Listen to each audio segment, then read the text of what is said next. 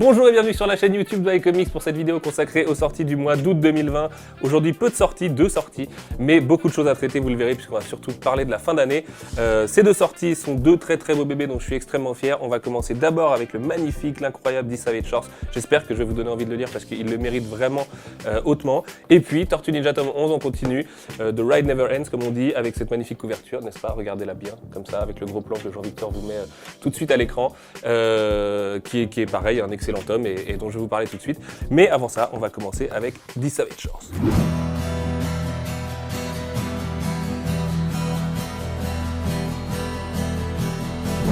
This Savage Shores, en dehors d'être le premier titre iComics qui bénéficie de ces petites dorures, de se faire adorer comme on dit dans le monde de l'édition, c'est un one-shot paru chez The Vault Comics en VO, tout petit éditeur, très indépendant, que j'ai rencontré à San Diego un peu par hasard, en me baladant en fait sur les stands des tout petits éditeurs. Ils étaient là avec leur petite table et tout, les mecs étaient d'une sympathie totale. On s'est arrêté, on a discuté, et puis ils ont commencé à me parler de This Savage Shores. J'avais eu 2-3 échos à l'époque, parce que c'est un titre dont le premier numéro, et vous le comprendrez en le lisant, avait fait beaucoup de bruit, surtout pour un tout petit éditeur comme ça, qui accédait à un haut niveau de diffusion.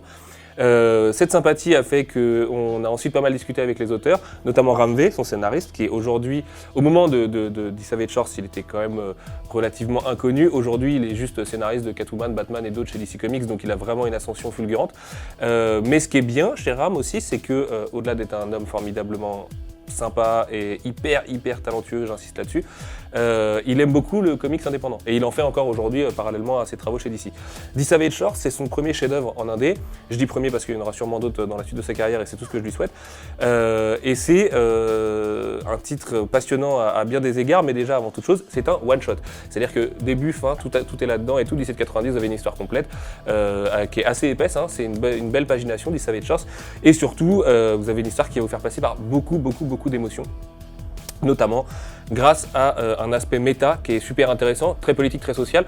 C'est un titre qui, à l'instar de pas mal de titres indés chez iComics, a un écho, ou en tout cas une petite résonance politique, notamment sur l'aspect colonial, puisque on va parler en fait de la quête du Nouveau Monde de l'Empire britannique sur la route des Indes à l'époque. Donc un sujet qui a déjà été maintes fois traité avec talent et brio par plein de gens, notamment toutes les histoires du thé et tout ça, et comment les produits étaient acheminés en Europe depuis l'Inde.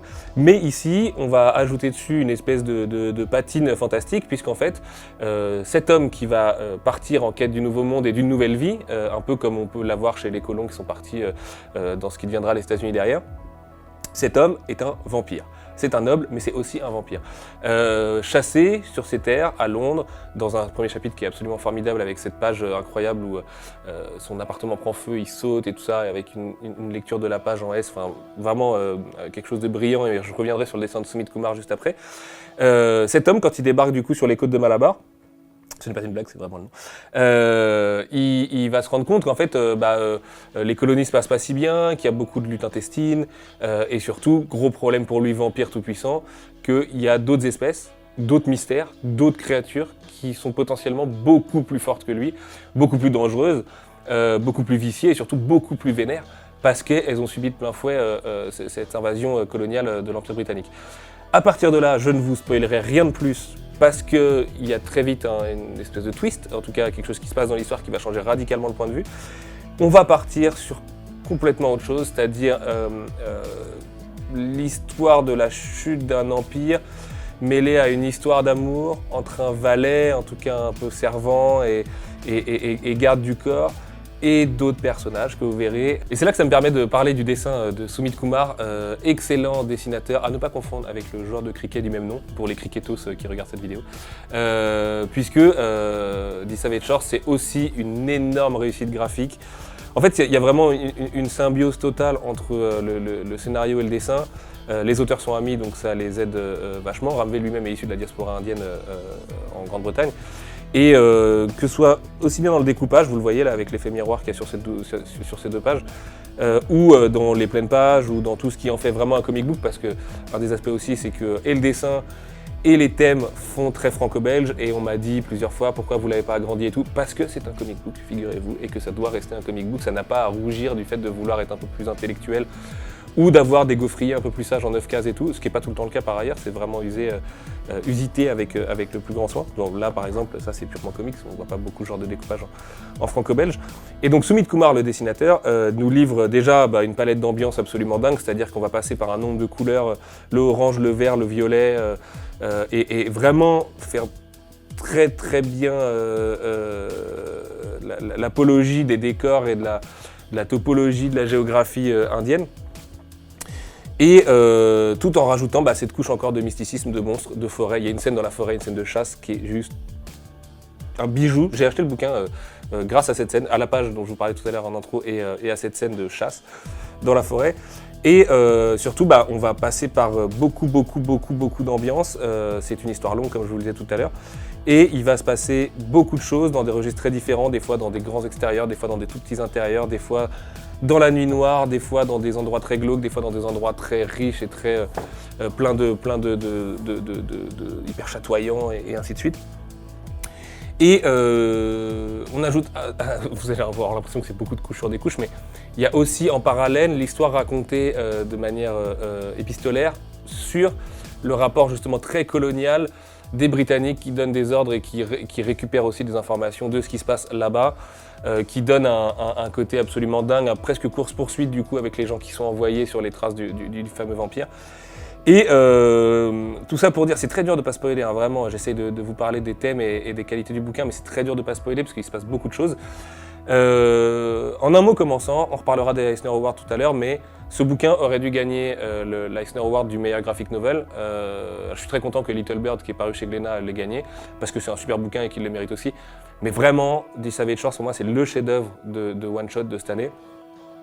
Personnellement, c'est mon petit chouchou dans les indés, alors qu'on a Bitterroot et Invisible Kingdom, donc c'est quand même pas rien, parce qu'eux ont gagné l'Eisner Award cette année. Mais The Savage Shores, c'est vraiment un coup de cœur énorme, c'est pour ça que j'ai autant insisté pour avoir cette fabrication un peu shiny, pimpée, tout ça. Je peux que vous conseiller de le lire, j'ai bien conscience que 17,90, c'est un petit prix, mais en même temps vous avez une histoire complète, vous vous engagez pas au-delà de ça. Et puis vous ne serez pas déçus, en plus, au-delà du fait qu'il y a quelques scènes un peu violentes, et que c'est des thèmes relativement adultes, je pense que c'est un bouquin qui est universel, il peut être mis dans les mains de votre papa par exemple, sans problème. J'ai pas encore essayé avec le mien, mais ça ne saurait tarder, et il lit pas de BD, donc ça va pas être évident quand même, mais vraiment c'est un bouquin qui peut plaire à tout le monde, et j'ai vu, c'est marrant parce que je crois connaître mon lectorat à peu près, et j'ai vu des gens d'horizons très différents s'accorder sur le fait que The Savage Shores était un petit bijou, et aussi bien des fans des tortues qui suivent iComics pour les tortues, que des gens qui suivent que pour les indés, l'aspect beaucoup plus politique et tout ça. Et ça me fait hyper chaud au cœur parce que je pense que c'est vraiment un peu le bouquin somme de tout ce qu'on a essayé de faire en indé jusque-là. Il n'y a pas vraiment d'héroïne forte au premier plan, mais il y a des femmes fortes dans le bouquin, donc en plus ça ne gâche rien. Et voilà, c'est vraiment c'est mon petit bébé. Je ne saurais pas essayer de vous convaincre plus que ça. Jetez-vous dessus, j'ai envie de vous dire satisfait ou remboursé, mais en même temps je ne pourrais pas trop vous rembourser non plus, puisque je connais, on se connaît. Non, vraiment foncez. La couverture est très belle, on est super content du travail avec l'auteur aussi, avec qui on a travaillé. La traduction, je vous en ai pas parlé, elle est sublime. Il y a un boulot de lettrage monstrueux sur ce bouquin, on y a passé des semaines et des semaines à essayer de trouver le bon lettrage, notamment vous voyez sur ce genre d'insert. Ah bah tiens, la fameuse page dont on parlait tout à l'heure, c'est celle-ci, qui est juste à gauche. Notamment le lettrage, parce que vous voyez, il y a beaucoup de typos manuscrites comme ça. Et vous savez aussi, le français, c'est 30% de plus de volume que l'anglais. Donc tenir les mêmes informations dans la même bulle qui est déjà petite en VO, c'était vraiment pas simple. Et donc avec la traduction, le lettrage et tout ça, en fait toute l'équipe, les 4-5 personnes là qui ont bossé dessus, et je salue bien Macma qui ont bossé dessus avec nous, on s'est vraiment pris la tête à chaque fois pour changer des tournures, mais ne pas du tout appauvrir la qualité littéraire du texte, parce que c'est un bouquin qui est littérairement assez impeccable en VO.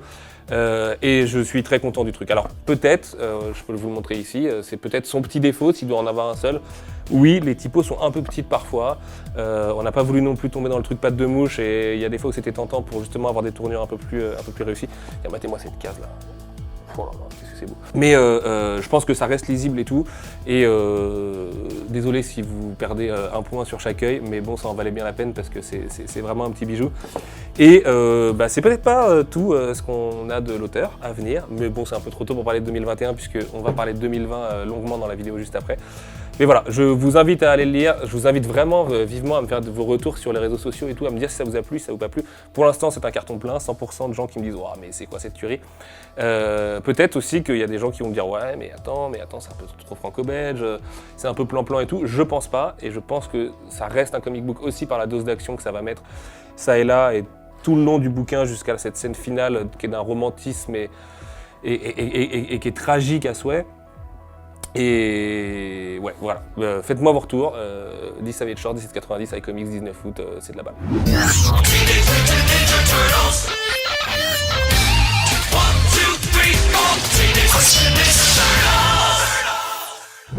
Tortue Ninja tome 11, Leatherhead, comme son nom l'indique, tête de cuir, c'est l'alligator, il est juste là, regardez là, avec cette belle couverture, avec Raphaël et Leonardo qui le suivent dans les égouts, couverture inédite à la VF, enfin pas tout à fait inédite, mais en tout cas c'est pas la même couverture qu'en VO, en tout cas. Très belle couverture de Matteo Santoluco, j'ai un kink absolu pour les tortues dans toutes sortes de costumes, voilà, je ne pouvais pas passer à côté, et surtout, pour les gens qui savent ce qui se passe, vous êtes un paquet à lire la VO et ainsi de suite, je trouve qu'elle traduit très bien l'ambiance de ce tome, à savoir les égouts, l'alligator, qui est amical, donc, avec cette ombre derrière eux, et puis cette façon de se projeter vers le mystère. Le mystère étant lié à ces petits bébés cranguis, tout mignons, tout choupis derrière, et qui vont se faire pulvériser, puisque le bouquin, enfin en tout cas ce mini-arc d'un tome, va s'ouvrir sur le massacre de ces bébés. Personne ne sait ce qui s'est passé, on est un peu dans un whodunit assez court, hein, parce que ça se règle sur un tome, mais c'est rigolo, c'est un peu les tortues Agatha Christie avec un alligator géant butant. Cocktail détonnant s'il en est. En plus de ça, c'est le retour de Matteo Santoluco au dessin, donc tiens, hop, la petite page du massacre, ça fait plaisir. Donc du dessin super quali et tout. Pour en avoir beaucoup parlé avec lui, il s'est éclaté à faire ses costumes avec les bouteilles d'oxygène et tout, là, des tortues dans les égouts, à faire cette mini bouteille d'oxygène sur le nez de Leatherhead. C'est pas Mathéus sur l'intégralité du tome, parce que vous avez Dave Wachter à la fin, qui revient, puisque l'arc se termine un petit peu avant la fin du tome. Je ne vais pas vous rappeler ce qui s'est passé il y a 2 tomes, mais le statu quo du clan Foot a radicalement changé, c'est le moins qu'on puisse dire. Donc ça va être vraiment poursuivi là, à la fin, dans le dernier chapitre de ce tome. Et avant ça, donc on a ce petit Hercule Poirot dans les égouts, avec la quête pour savoir qui a commis le crime. C'est hyper efficace, c'est un tome que je me souviens avant même de signer Les Tortues à l'époque quand je l'avais lu en VO. Je m'étais trop éclaté dessus parce que je trouvais que Mathéus faisait vraiment du taf. Il n'est pas du tout dans l'explosion des cases comme ça pouvait être le cas dans les tomes 8 et 9 pour Vengeance. Il épouse vraiment le côté un peu thriller, vaguement policier du truc, et il le fait bien, puis ça fait du bien de le retrouver aussi, hein, tout bêtement, parce que quand même Matteo Santoluco reste Matteo Santoluco. Et voilà, bon petit tome, c'est même pas vraiment un tome de transition, parce qu'en fait, via Leatherhead, il développe encore la question de la condition mutanimale, du coup, qui est vraiment très bien vue depuis un moment, hein, vous le savez, c'était notamment un des thèmes du tome 10, et il amorce cette seconde moitié jusqu'au numéro 100 qu'on aura nous en 2022, si je ne vous dis pas de bêtises, post-Vengeance, et tout en assumant donc les conséquences de Vengeance en faisant vivre des petites aventures aux tortues. Et ça va se réaccélérer tout bientôt, notamment au mois de décembre avec le tome 12 et au mois de février avec le tome 13, si je ne vous dis pas de bêtises, ceci est une annonce. On va vite repartir sur la ligne de comment on gère maintenant après ce qui s'est passé à la fin du tome 9. Donc encore une fois, il n'y a toujours pas de prescription, je ne peux toujours pas vous dire ce qui s'est passé. Surtout avec tous les gens qui commencent Tortue en ce moment, et je vous en remercie 1000 fois parce que c'est monstrueux. Je remercie aussi Fred Sigrist pour l'invitation chez France Inter, c'était ultra cool de pouvoir promouvoir une telle série sur une radio nationale, en espérant que ça intéresse les gens. Mais voilà, que vous dire de plus? Après bon, ça reste aussi le tome 11, donc c'est après le 10 avant le 12. Mais très bon tome, je sais que chez les aficionados des tortues, les gens qui sont encore dans la Turtlemania en 2020, c'est un des tomes un peu chouchou de la série. Je pense encore une fois que ce génie de design de Mathéus et cette ambiance un peu, complètement poisseuse même dans les égouts, joue sur le truc. Et puis encore une fois, ils ont le chic de mélanger New York et de la SF, puisque vous avez tout le délire sur les races extraterrestres, pourquoi ils sont ostracisés, pourquoi on leur voudrait du mal, pourquoi est-ce que Krang est un peu un chat noir aussi au sein de cette espèce, et ils ne sont pas tous des dictateurs en puissance dans l'estomac ou le bas-ventre d'un robot en tout cas. Et voilà, très bon tome, c'est sorti il y a 2 jours, et puis vous aurez donc 2 tomes de Tortue tout bientôt, et on va amorcer un peu sur la suite, et le tome 12 au mois de décembre, avec le tome 13 qui arrivera un peu plus vite en février. J'ai conscience que août à décembre c'est un peu long, mais on n'avait vraiment pas le choix parce que y a deux autres sorties au milieu qu'il fallait bien caler. Et voilà, profitez-en du coup, parce que vous en aurez pas pendant presque 4 mois, mais on revient fort au mois de décembre, c'est promis. Avant de vous parler justement de tout ce qui nous attend sur septembre, octobre, novembre, décembre, puisque pour la première fois on aura une sortie en décembre cette année, on va juste faire un petit point sur les Eisner Awards, puisque vous le savez peut-être, pour les gens que ça intéresse. On a gagné cette année dans San Diego, qui n'était pas la San Diego Comic Con, qui était la San Diego Comic Con, on pouvait suivre les conférences à la maison. iComics a gagné ses premiers Eisner Awards ever. Bon, on n'a même pas 3 ans, donc c'est déjà très bien. L'année dernière, on avait été nommé pour Bitterroot en meilleure nouvelle série, si je vous dis pas de bêtises, c'est ça. On n'avait pas gagné. Skyward était nommé en meilleure série, on n'avait pas gagné non plus. Je suis désolé, je me souviens plus des lauréats, mais il me semble que Jeff Lemire en avait gagné un sur Sentient ou je sais plus, une des très nombreuses séries de Jeff Lemire. Et cette année, je suis un peu triste parce que du coup c'est la première année où je ne vais pas à la San Diego Comic Con vu qu'il n'y avait pas de Comic Con. Mais on a gagné pour moi les 2 plus beaux Eisner Awards. À part justement celui qui a gagné Little Birds, qui aurait dû revenir à This Savage Shores, mais je ne vais pas être trop gourmand non plus, ça va, on va pas se plaindre. Puisqu'on a gagné la meilleure nouvelle série avec Invisible Kingdom, donc qui sort au mois d'octobre chez nous, et j'y reviens dans quelques minutes, mais que vous avez pu découvrir au Free Comic Book Day avec son chapitre 1 gratos. Voilà, c'est lui, avec sa très belle couverture. Série hautement spirituello-socialo-politique, qui est donc élue meilleure nouvelle série. Ça veut dire ce que ça veut dire, hein. C'est quand même une reconnaissance énorme pour une série de SF, éditée par Karen Berger en VO, je crois que je vous le dis à chaque vidéo, mais j'aime bien le répéter. Dans ce FCBD, vous avez un dossier sur tous les indés de iComics, où on a même dit Savage Shores dedans, si je dis pas de bêtises. Ouais, il est là. Donc je vous adjoins à aller vous le procurer. Il en reste chez pas mal de libraires, je pense. On en a mis un peu plus de 10 000 en circulation et je crois qu'on en a fait un peu plus de 9 000 qui sont partis. Donc demandez à votre libraire, ils en ont. Nous on en a peut-être encore, notamment si vous commandez en VPC sur le site de iComics, n'hésitez pas à nous mettre un petit mail. Ça nous coûte pas tellement plus cher d'en glisser un dans votre colis. Tant qu'il en reste, hein, évidemment, je m'engage à rien, je sais pas combien on en a ici, ni quels sont les stocks à terme, mais vous pouvez quand même découvrir cette série gratos, le premier chapitre intégralement traduit, et ainsi de suite, voilà, vous connaissez. Et puis surtout, on a gagné meilleure série avec Bitterroot, dont le tome 2 sortira début d'année prochaine, et qui du coup rattrape un peu l'année dernière le Eisner perdu. C'est un honneur énorme d'avoir choisi pour iComics, sur le peu de choix qu'on a sur les indés, c'est-à-dire 3, hein, c'est Bitterroot, This Savage Shores et Invisible Kingdom, basiquement. D'avoir 2 Eisner là-dessus, c'est monstrueux, c'est génial, ça fait ultra plaisir. Je suis hyper content pour les auteurs qui le méritent, pour beaucoup c'était le premier Eisner. En plus, Invisible Kingdom gagne 2 Eisner, si je dis pas de bêtises. C'est Christian Ward, des meilleurs artistes numériques aussi. Donc voilà, c'est, je dirais pas la reconnaissance parce que c'est pas moi qui fais les BD, hein, et c'est pas moi qui les édite en VO non plus. Mais super content d'avoir ces bébés chez nous, et puis même si This Savage Shores ne l'a pas gagné, et sautez dessus parce que c'est de la bombe, c'est promis. On va parler des sorties rapidement. Septembre, je vous fais un petit listing, j'ai mon petit post-it là, je ne me cache rien.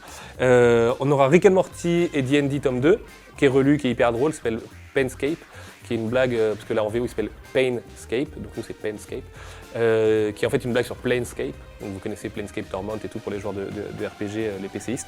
C'est peut-être sur console aussi d'ailleurs.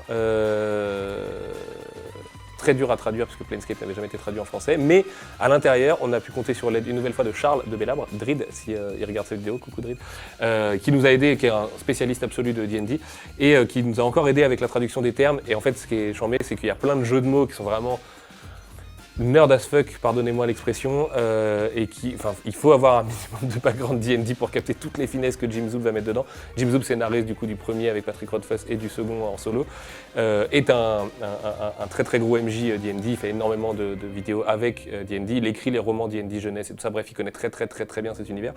Et Charles nous a vraiment aidé, avec Maxime Ledin, qui a aussi traduit This Savage Shores d'ailleurs, à trouver les meilleures tournures pour que les blagues, par exemple, je ne sais plus quel est l'exemple parce que je ne suis pas un gros joueur de D&D, mais tel terme a changé de trad entre la V3 et la V4 et la blague réside là-dessus. Et donc en fait, il faut aussi qu'en français, ce changement de trad résonne, et on a réussi à le faire, et je suis hyper content parce que même moi qui ne comprenais pas ces vannes-là au premier niveau de lecture, du coup je me suis trop marré quand on me les a expliquées et tout, et je me rends compte que c'est vraiment de la folie D&D. Et en plus de ça, tout bêtement, dans le premier Rick and Morty et D&D, ils allaient dans l'univers de D&D, et là c'est l'inverse, c'est D&D qui vient à eux. Et moi je préfère ce tome 2 je crois, parce qu'il est beaucoup plus con que le premier. Le premier était vraiment un fantasme de fan de Rick and Morty, de fan de D&D. Dan Harmon et son collègue sont tous les deux fans de D&D, et donc c'était vraiment l'occasion pour eux aussi de triper un peu avec Patrick Rothfuss, qui est un de leurs auteurs de fantasy préférés. Là, il y a un côté un peu plus bizarroïde du crossover et tout. Enfin bref, vous verrez, c'est à mon sens hilarant. On a Skyward tome 2 aussi, deuxième tome sur les 3 tomes de Skyward.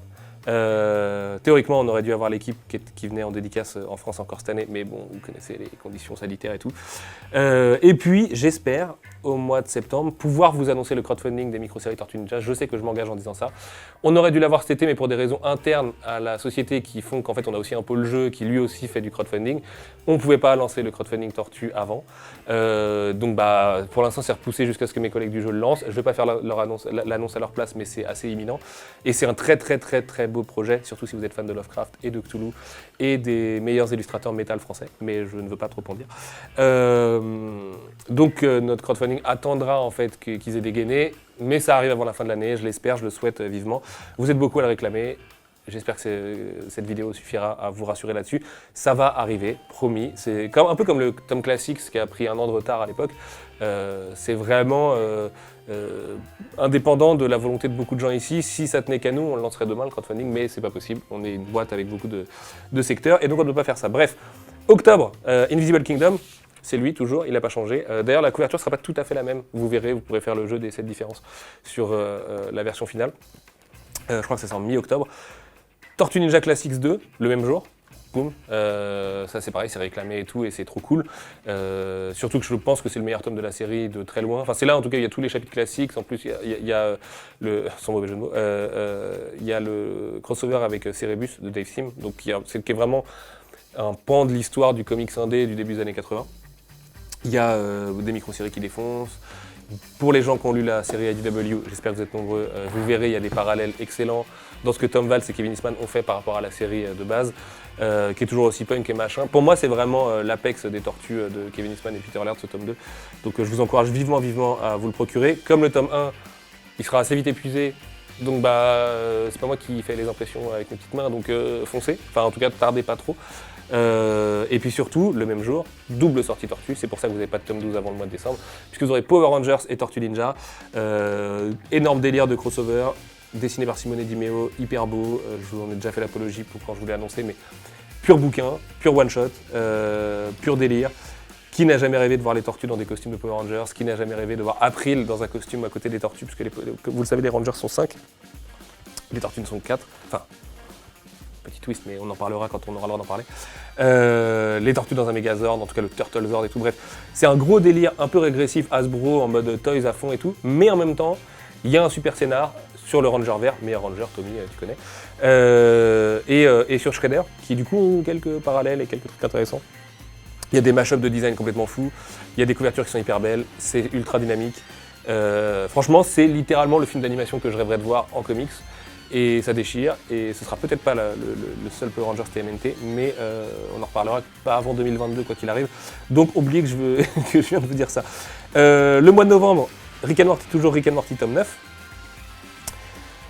Et c'est ça, le gros machin, le gros bébé, là Jean-Victor va vous insérer le truc. Il est épais comme 3 bouquins, il est épais comme je sais même pas quoi attraper derrière.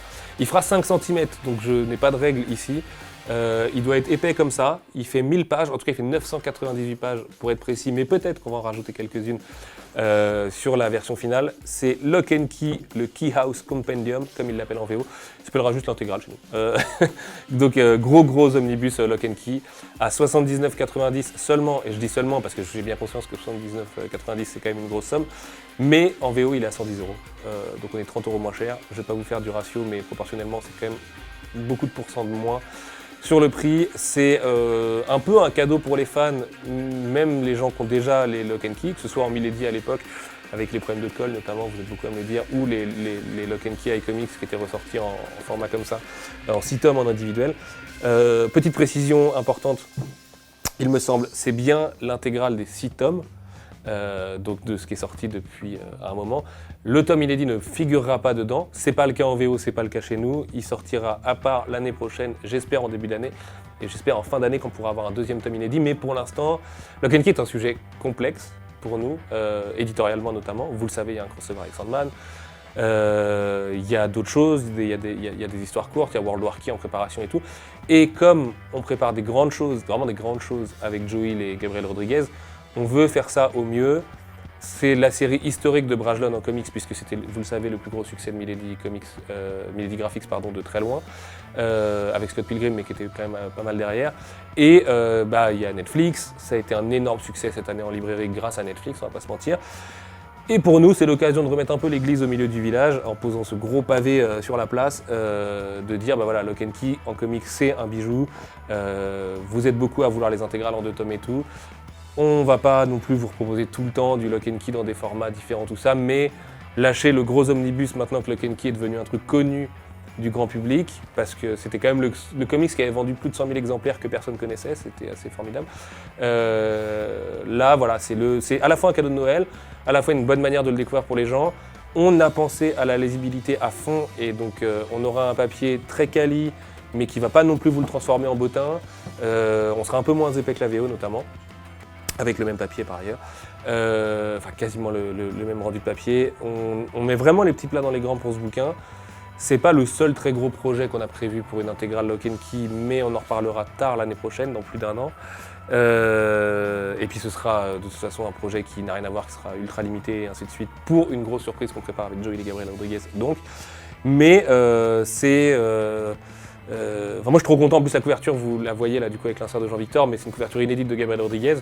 Et pour rien vous cacher, l'année dernière, quand j'ai contacté Joe et Gabriel et leur agent et les IDW pour savoir si on pouvait faire un omnibus, qui nous ont dit « Ah mais c'est marrant, on prépare un truc », je leur ai dit « Ah ouais, parce que moi je pensais à une couverture inédite, mais qui reprend un peu tous les thèmes de Lock & Key sans être dans l'image d'Épinal et le truc un peu tarte à la crème avec juste le manoir et la famille, une photo de famille devant, je trouvais ça un peu relou. » Et en fait, ils ont fait exactement la même chose, ils ont pris le même parti.